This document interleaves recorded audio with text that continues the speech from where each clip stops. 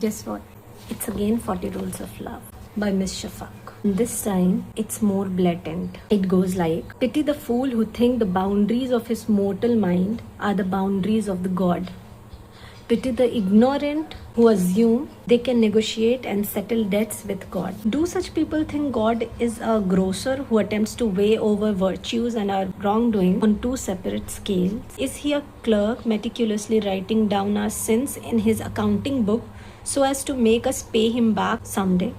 Is this their notion of oneness? Neither a grocer nor a clerk. My God is a magnificent God, a living God. Why would I want a dead one? His name is Al-Hayy, the ever-living. Why would I wallow in endless fears and anxieties, always restricted by prohibitions and limitations? Infinitely compassionate He is.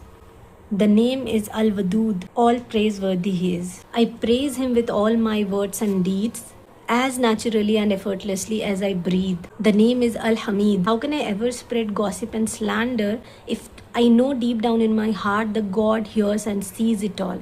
His name is Al-Basir, beautiful beyond all dreams and hopes. So He's right there, right here. And He's much more than all the restrictions and prohibitions or even limitations which the society imposes.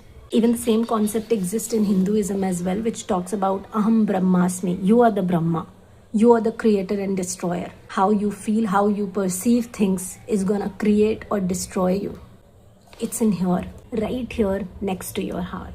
If you're gonna understand this, no external factors would be required to teach you the concept, the purpose, or even the outcome of a religion.